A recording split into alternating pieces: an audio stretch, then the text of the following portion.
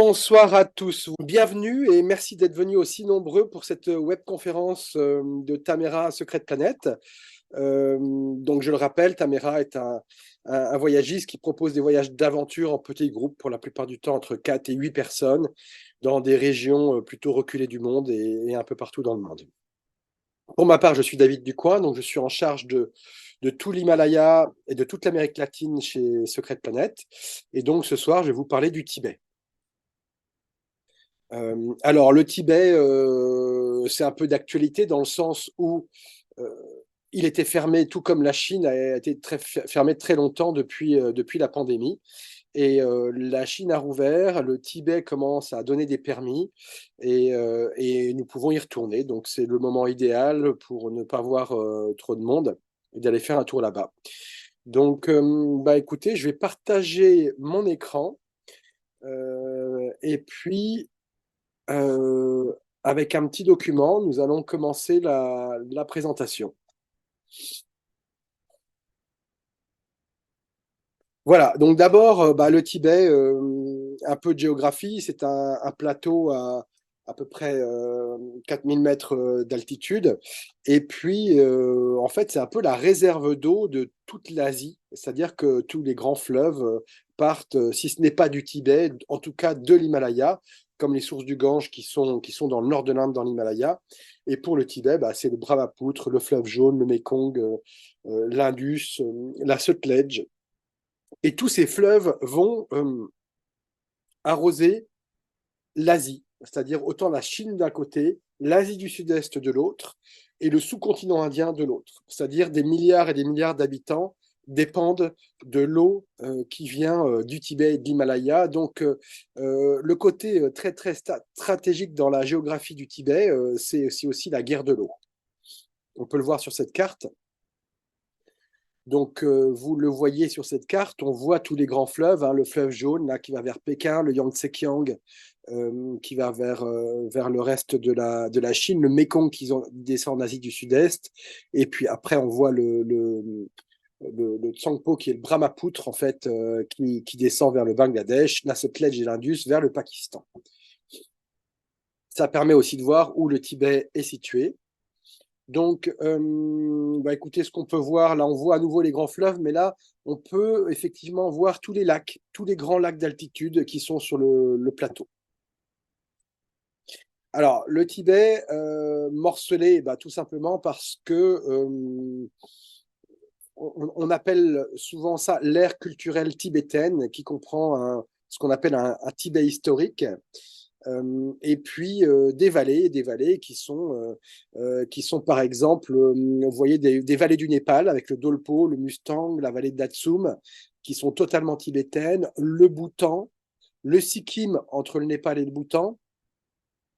Un peu en Arunachal Pradesh aussi, nous avons des vallées tibétaines. Et puis au nord, le Ladakh Zanskar, évidemment. Donc on voit que toutes ces vallées qui sont maintenant dans des pays comme l'Inde, le Népal ou le Bhoutan, étaient à une époque rattachées à un Tibet historique qu'on nomme maintenant l'ère culturelle tibétaine. Ce qu'on peut voir sur cette carte aussi, c'est qu'en jaune, c'est la partie, ce qu'on appelle du Tibet, de la région autonome du Tibet, qui a été créée après l'occupation par la Chine de 59. Et du coup, ce que vous voyez en orange sont d'autres régions, c'est une grande partie du Tibet, vous voyez quasiment la moitié, qui ont été intégrées dans des provinces chinoises. Donc, la région autonome du Tibet ne fait en fait presque que la moitié du Tibet historique. On le retrouve ici. Vous voyez la région autonome du Tibet d'un côté, avec le plateau tibétain, ce qu'on appelle le Tibet central, et puis le Tibet historique, donc au nord le Qinghai et le Gansu, qui sont des provinces chinoises, et qui est une province de l'Amdo. Et puis à l'est, on voit le Sichuan et une partie du Yunnan aussi d'ailleurs, et là c'est la province du Kham, donc le Tibet oriental. Donc on peut voir que le Tibet, c'est à la fois la région autonome du Tibet créée par la Chine en 59 et c'est à la fois un Tibet historique ou l'ère culturelle tibétaine. Bon, pour ce soir, nous allons dans la région autonome du Tibet et dans la partie du Kham. Donc je vous présenterai deux régions. qui sont deux régions importantes. Et puis nous irons un tout petit peu en Amdo aussi au nord. Donc on peut voir que la géographie entre le plateau tibétain, là, ce qu'on voit, c'est vraiment le plateau tibétain, là, le Tibet central. Et puis tout de suite, on voit que le Kham est très verdoyant, avec des forêts, on voit toujours des yaks, des maisons parfois en bois, parfois en torchis, avec une architecture différente. Donc voilà, le Tibet central. Donc vous pouvez voir que nous avons deux voyages au Tibet central. Un voyage en 17 jours qui fait un peu l'essentiel du Tibet, et un voyage en 21 jours qui propose en plus d'aller visiter le nord du Tibet et surtout de prendre le train qui va de Chining à Lhasa, qui est le train le plus haut du monde, qui passe par des cols à plus de 5000 mètres. Donc c'est un très très beau voyage. Donc on voit ici le Potala, c'est l'image, c'est vraiment l'image du Tibet.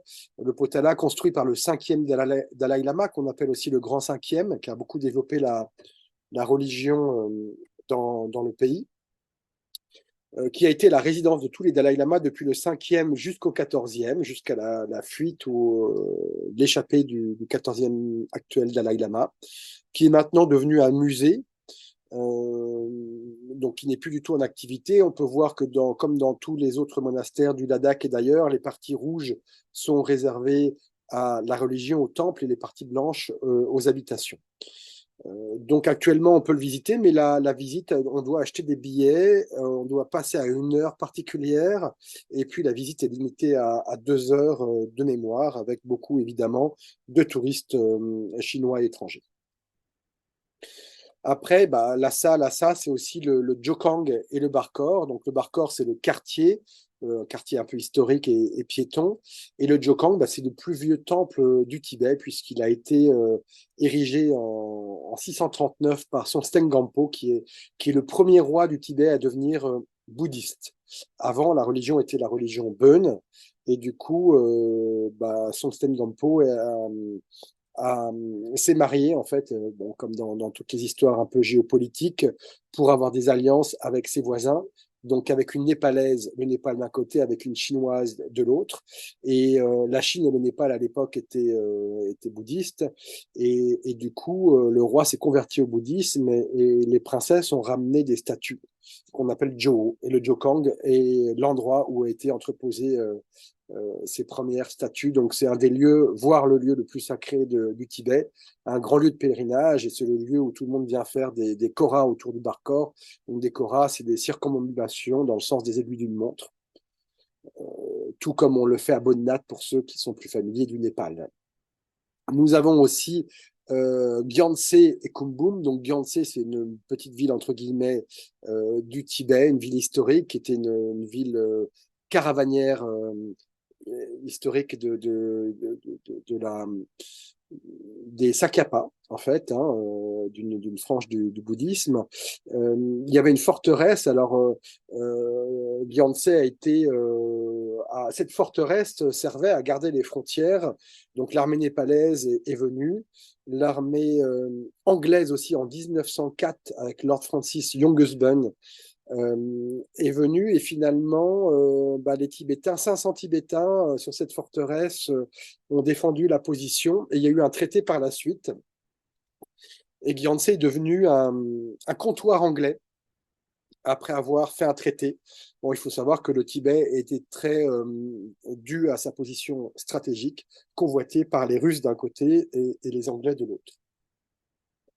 Ce qu'on peut voir à Gyantse aussi, vous l'avez vu ici et vous le voyez aussi ici, c'est le Kumbum, c'est-à-dire que c'est un temple en forme de stupa, assez extraordinaire, qui a été vraiment épargné par les massacres, la destruction de la révolution culturelle, et du coup, ça en fait un des joyaux de cette petite ville tibétaine de Gyantse.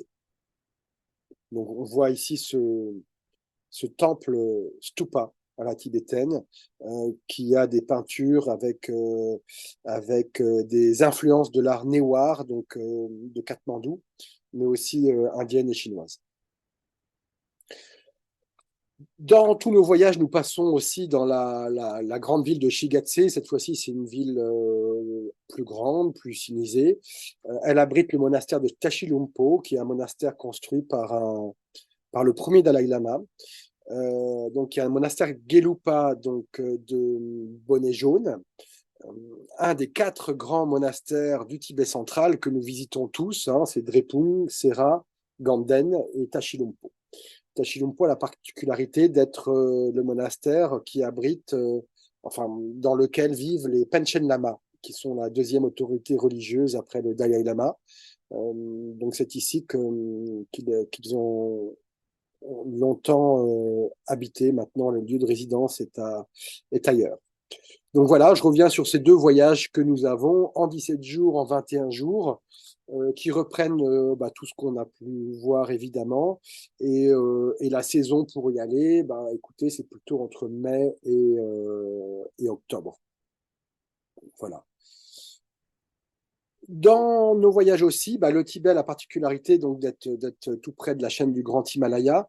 Et donc, nous allons aussi régulièrement au camp de base de l'Everest, à plus de 5000 mètres d'altitude. On peut y accéder en voiture. Euh, Par rapport au camp de base sud au Népal, où il faut marcher plusieurs journées, cette fois-ci, le camp de base de l'Everest est accessible en voiture pour les expéditions. C'est aussi finalement peut-être la voie pour accéder au sommet la plus facile, entre guillemets, dans le sens où il y a moins d'enjeux objectifs et pas la fameuse cascade de glace. Voilà, donc on voit là le monastère de Rumbuk qui est au pied du camp de base de l'Everest. C'est vrai que les expéditions là se sont arrêtées en 2020, donc les expéditions sur l'Everest ont lieu au printemps, et puis recommencent cette année. L'année dernière, il y a eu quelques personnes qui ont pu accéder au sommet tibétain à plus de 8000 mètres. Et cette année, ça va être ouvert à tout le monde, entre guillemets, il y aura que à peu près 150 permis qui sont donnés pour les étrangers, comparé à un nombre assez limité du côté sud. C'est-à-dire que côté sud, on peut se retrouver avec 300, 400, 500 prétendants. Et du côté nord, côté tibétain, il y a beaucoup moins de monde et un, une attention particulière est donnée au nettoyage du camp de base. Donc, après, il y a un autre camp de base et puis un autre sommet à 6000 mètres, c'est le Shoyu. Donc, le Shoyu qui est parfois connu pour être le sommet finalement à plus de 8000 mètres le plus accessible dû à son parcours, à son acclimatation, euh, au peu de technicité qu'il y a et puis au peu de dangers objectifs, c'est-à-dire très peu de dangers d'avalanche ou de difficultés techniques. Et enfin, le dernier 8000 qu'on peut voir, c'est celui-là, donc c'est le Shishapangma, c'est le plus petit des 8000, mais pas forcément le plus facile, c'est-à-dire qu'il y en a beaucoup qui sont allés jusqu'à l'antécime, et puis finalement, il y a une très très très longue arête assez dangereuse pour arriver au vrai sommet, ce qui fait que beaucoup de prétendants aux 14 8000, ils sont retournés à 2 fois afin d'atteindre le vrai sommet et de se faire valider. Voilà, c'est un sommet qu'on voit depuis l'école, depuis la route. Là, vous voyez, on a arrêté la voiture et depuis l'école, on voyait le massif du Chapangma. Et nous pouvons aussi y aller à pied, en mode trekking. Alors, nous allons maintenant sortir du Tibet central et nous rendre à l'ouest, donc sur les plateaux du Chantang. Nous avons le mont Kailash et le lac Manasarovar. Donc, nous avons un voyage qui fait 22 jours, 23 jours au mois de mai. Je vous en parlerai à nouveau plus tard. Donc, il faut savoir que le mont Kailash est peut-être la montagne la plus sacrée d'Asie et sûrement la montagne la plus sacrée d'Asie, puisqu'elle est sacrée pour à la fois les hindous d'Inde qui viennent en pèlerinage, les bouddhistes qui viennent en pèlerinage et qui font le tour de la montagne, la religion Beun, qui était la religion avant le bouddhisme, c'est une montagne sacrée aussi. Ils en font le tour dans le sens inverse des aiguilles d'une montre. Donc, quand on fait le tour de cette montagne, on peut voir des personnes qui circulent dans un sens et d'autres dans l'autre. Et puis aussi, c'est une montagne sacrée pour les Jains, pour la religion Jain. Alors, elle peut représenter le mont Meru, qui serait l'axe du monde dans beaucoup de mythologies. C'est aussi la source des grands fleuves. Donc c'est vraiment depuis cette montagne qu'il y a au moins 3 ou 4 fleuves qui prennent leur source. On l'appelle aussi la montagne de cristal, Kailash, ça veut dire cristal en sanskrit. Donc voilà, c'est une montagne très très importante et, et, euh, et un peu hors des sentiers battus dans le sens où le trajet est plutôt long pour y accéder. Donc du coup, il y a vraiment peu de tourisme en fait à y aller. C'est surtout du tourisme d'aventure. Donc on voit le lac Manasarovar qui est le lac des esprits en sanskrit, qui est aussi sacré évidemment pour toutes ces 4 religions. Donc les pèlerins passent toujours par le lac Manasarovar, par les sources d'eau chaude de Tirthapuri et le mont Kailash. Et donc de nombreux monastères tibétains autour de ce lac qui est quasiment à 4500 mètres d'altitude. Donc nous, ce que nous faisons dans nos programmes, c'est que traditionnellement, on peut aller au Mont Kailash, c'est beaucoup de voitures, et en fait, au lieu de faire un aller-retour depuis Lhasa, par tous les monuments, enfin tous les lieux que nous avons pu voir auparavant, et ben nous revenons par une autre route qui s'appelle, par les plateaux du Chantang, par la route nord. Donc ce sont des plateaux où il y a beaucoup de nomades, essentiellement des nomades, euh, qui sont en phase, hélas, de sédentarisation, des plateaux entre 4 et 5 000 mètres d'altitude, et aussi beaucoup de faune sauvage assez intéressante, dont les antilopes du Tibet qui sont très, très maintenant menacées. On peut noter aussi l'ours bleu du Tibet, qui est un ours grizzly très très rare que j'ai eu la chance de voir au CAM, mais on peut le trouver dans les plateaux du Chantang.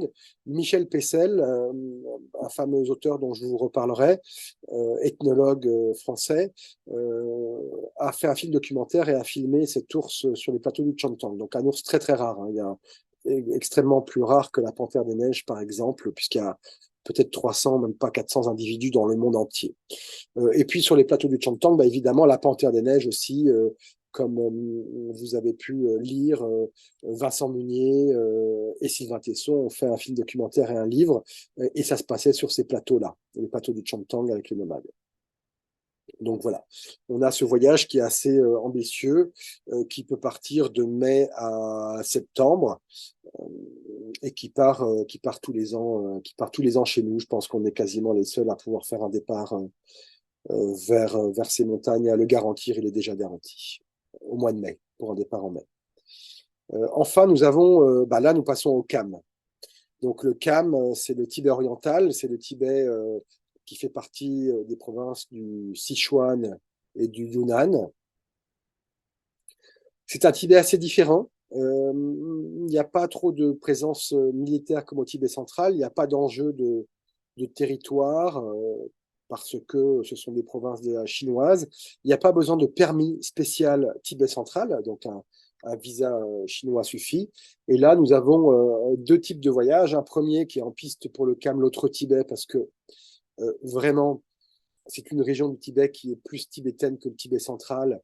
Et il y a très très peu de gens qui pensent à y aller puisque tout le monde est vraiment focalisé sur le Lhasa, sur le Potala, mais on est 10 fois plus au Tibet, au CAM qu'au Tibet central.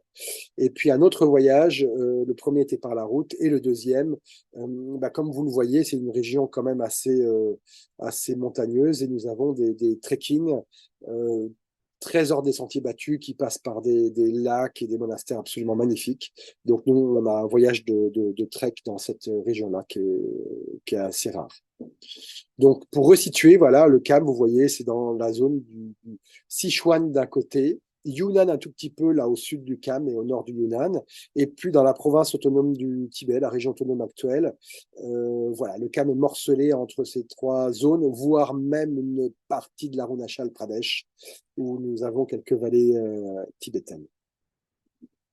Alors, les Kampas sont connus. Les Kampas, ce sont les habitants du CAM, pour être de farouches guerriers et cavaliers. On peut retrouver des écrits dans Alexandra d'Avinel, Brigands et gentilshommes du Tibet, ou bien Michel Pessel, Les cavaliers du CAM, qui nous parle de ces fameux habitants qui sont plus grands que les autres, qui ont les cheveux longs avec une tresse. Pour ce qui est des hommes, nous verrons des photos plus tard, et puis qui ont toujours une épée à la ceinture et qui n'ont jamais peur de se battre. Les Khampas sont ceux qui ont défendu le Tibet après même que le Dalai Lama ait fui la guérilla Khampa. Les guerriers Khampa étaient les derniers à résister et se sont réfugiés par la suite au Mustang, comme on peut le retrouver toujours dans ces fameux livres de Michel Tessel. Donc, dans le Kham, il y a énormément de monastères, beaucoup de monastères qui ont été reconstruits de manière plus ou moins heureuse, mais avec une activité religieuse assez importante. On peut voir la forme des drapeaux à prière aussi, les stupas de drapeaux à prière qui sont vraiment, et les mâts de prière qu'on peut trouver, qui sont vraiment une particularité du Kham. Et nous avons les grands monastères de Manigango, de Dzogchen. Voilà, donc ça veut dire qu'on peut tomber sur des initiations, on peut arriver pendant une fête et puis la fabrication d'un mandala comme on le voit. La liberté religieuse, on voit que c'est un peu plus laxe qu'au Tibet central. Et des nouvelles constructions ont lieu tous les ans. Alors, dans le Kham, il y a la fameuse ville de Dege qui est très connue pour son imprimerie. Donc une imprimerie en xylogravure traditionnelle tibétaine, c'est-à-dire que les Tibétains faisaient des textes pour transmettre la parole de Bouddha et les commentaires de la parole de Bouddha. Et ce sont, en fait, les livres tibétains sont rectangulaires, comme on peut le voir, et là, c'est une planche avec les textes gravés à l'envers. Et en fait, on met de l'encre rouge ou noire en fonction de si c'est la parole de Bouddha ou les commentaires, et on imprime du papier qui a été fait normalement aussi, qui a été fait artisanalement, c'est-à-dire à partir de racines ou d'écorces d'arbres. Donc cette fameuse imprimerie a, a été sauvegardée, elle a été sauvée de plusieurs incendies et surtout des destructions de la révolution culturelle. Donc c'est vraiment un joyau, c'est assez énorme, on peut la visiter. Il y a encore des gens qui y travaillent. Donc ça reste un des points forts d'un voyage au Kham, de voir tous ces gens travailler à imprimer, comme vous le voyez. Au fond, les personnes impriment et devant, les papiers sont asséchés, c'est-à-dire que l'encre doit sécher. Et après, chaque page va être compilée dans le livre. Et donc, on peut voir aussi, il y a beaucoup d'artisanat, et en particulier des peintres de Tanka, mais bien d'autres artisans dans certains villages où nous passons et nous dormons chez l'habitant. Vous voyez que la géographie est différente. Hein. Nous sommes parmi des... Parfois, il y a des grandes forêts. Ça peut faire penser à la Mongolie, aux Alpes, aux Pyrénées. Enfin, ça ressemble à beaucoup d'endroits. Et le gros avantage, c'est de pouvoir voir des nomades et des monastères, donc de vraiment se sentir au Tibet sans même voir une petite échoppe chinoise. Alors là, du coup, nous sommes plutôt en mode trekking, comme vous le voyez, avec nos tentes. Nous partons avec des nomades qui s'occupent, qui sont des guides, qui portent nos bagages sur leurs chevaux, et avec une équipe de cuisine nomade de là-bas qui connaissent parfaitement la région. Et ça nous permet d'avoir accès à des beaux paysages, à des lacs et à des campements où on ne peut pas aller autrement, et des petits villages comme ceci. Donc voilà, je rappelle ces deux voyages qui partent plutôt en été. Il faut aussi prendre de bonne heure parce que nous avons peu de départs sur le Kham, et pourtant c'est vraiment une partie du Tibet qui mérite vraiment le coup. Alors pour finir, en quelques minutes, je voulais vous parler de quelques fêtes qui ont lieu au Tibet, puisque nous sommes un peu spécialistes en fait des immersions des nuits chez l'habitant, que nous faisons aussi au Tibet, bien entendu, et aussi des fêtes un peu partout dans le monde. Et là, par exemple, au Tibet, ce qu'on peut voir, ce sont les débats philosophiques. On peut en voir dans les monastères de Sera et Drepung au Tibet central, et aussi beaucoup au Kham, donc dans cette province du Kham. On peut voir des dizaines de moines qui se posent des questions. Alors, ce sont des étudiants en philosophie qui font en général 12 ans d'études, qui étudient les textes du Kangyur et du Tangyur, qui sont la parole de Bouddha et les commentaires. Et en fait, après des heures d'études, ils sortent dans la cour et ils se challenge, ils se posent des questions. Celui qui est debout pose la question, celui qui est assis y répond, avec des grandes claques dans la main pour essayer de perturber celui qui doit répondre et puis avancer dans une discussion. Et on peut parfois répondre par une autre question à nouveau. Donc c'est toujours un spectacle assez intéressant de voir ces moines débattre. Et c'est une pratique qui a lieu depuis très très longtemps au Tibet. Alors au Tibet oriental toujours, vous voyez ce fameux Kampa là qui a la tresse, sa coiffe rouge, de la cornaline ou des turquoises autour de la tresse ou en boucle d'oreille, une démarche très très fière. Et donc, ils sont pour la plupart nomades. Et en juillet et août, souvent en été, les nomades organisent des courses de chevaux qui permettent de se challenger sur des courses de vitesse, sur de l'acrobatie, parfois du tir à l'arc ou du tir au fusil. Et puis comme on peut le voir, ça permet aux familles de nomades de se rencontrer, de faire des affaires ensemble, du troc, des mariages. On peut voir aussi que les motos ont tendance à remplacer les chevaux de plus en plus. Et ces nomades viennent s'installer pour plusieurs jours.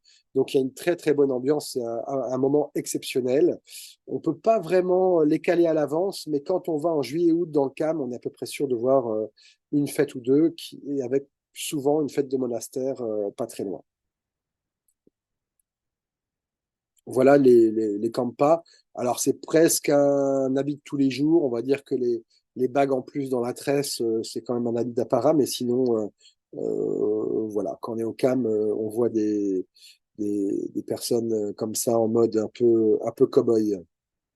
Et là, l'idée, c'est de ramasser le plus de kata, donc les écharpes de soie, que l'on peut dans une course effrénée. Après, les autres fêtes que vous connaissez peut-être, si vous avez déjà voyagé en Himalaya, ce sont les fêtes monastiques, donc on peut appeler les chams, où les moines dansent. Ce sont des danses masquées avec des cérémonies, des rituels assez complexes. Très souvent, ça dure 3 jours. Ça peut être pendant une pleine lune. Et chaque danse, chaque masque a une signification très précise. Parfois, elle est historique. Hein, par exemple, les grands rois, Guru Rinpoche, le fondateur du bouddhisme tibétain, ou Milarepa. On peut voir les 7 représentations de Guru Rinpoche. Et parfois, elle est plutôt symbolique. C'est-à-dire que on va voir plutôt des déités comme Chenrezig, Manjushri, enfin des déités comme Dorje Chang qui représentent des qualités que l'on doit développer, qui peuvent être la compassion, l'énergie ou la connaissance. Donc c'est l'occasion d'avoir ces rituels assez complexes, tout en longueur, pendant 3 jours, et de voir surtout la population, parce qu'évidemment, la population locale est avide c'est un des rares moments où on peut aller où le monastère ouvre ses portes et on peut voir les moines d'une autre manière qu'habituellement. C'est l'occasion aussi de dérouler des tankas qui sont des grands tableaux de brocart qui représentent, là on peut voir le Bouddha Sakyamuni, mais ça pourrait être Guru Rinpoche, donc soit le Bouddha historique, soit le fondateur du bouddhisme tibétain. Donc c'est très complexe. Et donc ces fêtes monastiques, nous pouvons les trouver dans tout le Tibet oriental, dans tout le Tibet central, et puis évidemment au Mustang, au Dolpo, au Ladakh, au Bhoutan. Il y en a beaucoup.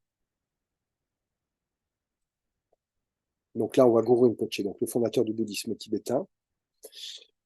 Nous avons parmi toutes ces fêtes, il y a le Nouvel An, qui est en général au mois de février, au Tibet, donc le Nouvel An tibétain, calé sur le calendrier lunaire tibétain. Et il y a ce qu'on appelle le Monlan Chenmo, qui signifie en fait la grande prière qui a lieu après le Nouvel An, afin de partir sur de bonnes bases, afin de purifier en fait l'année qui est passée et d'apporter les bons auspices pour l'année qui va suivre.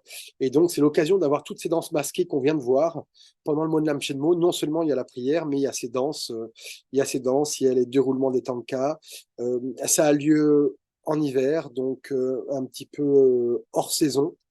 Et à part évidemment quelques photographes chinois quand même, on peut dire que il y a peu de monde, peu de touristes à assister à ces fêtes encore à ces cérémonies encore très authentiques.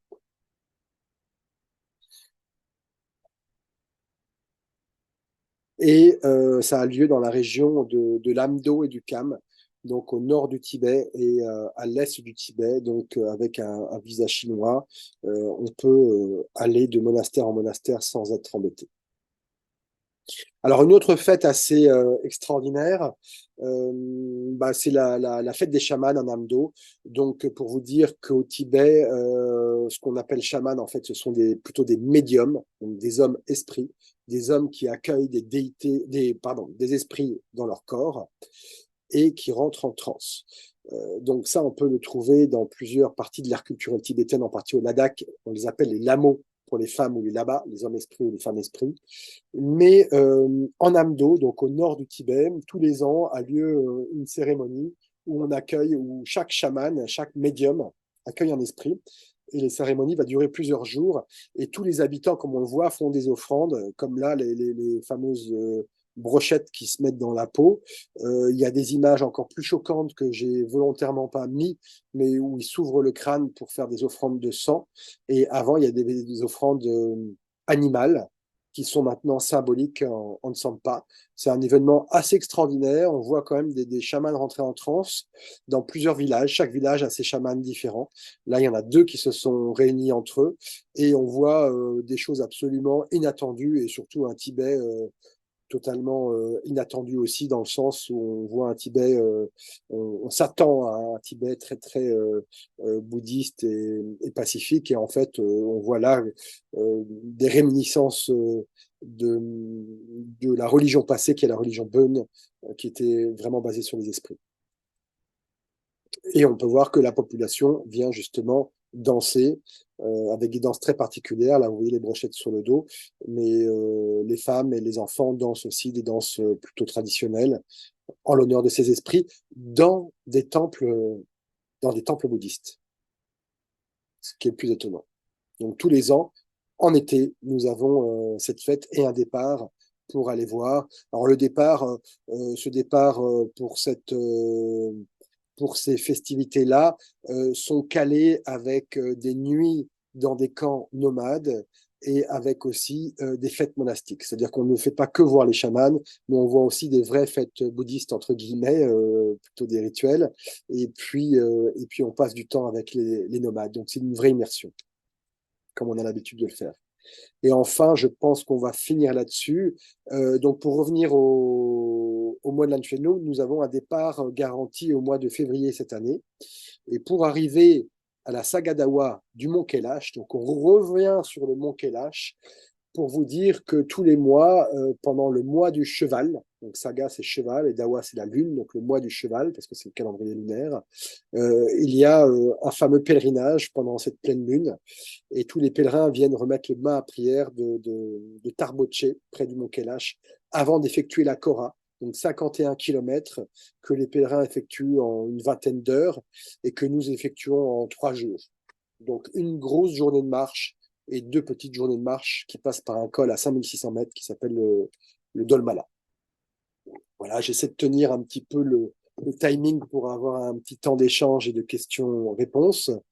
Mais voilà, la Sagadawa, donc c'est vraiment, si vous voulez aller au Mont Kailash, il y a plus d'ambiance, comme vous pouvez le voir, il y a plus de couleurs, il y a plus de pèlerins.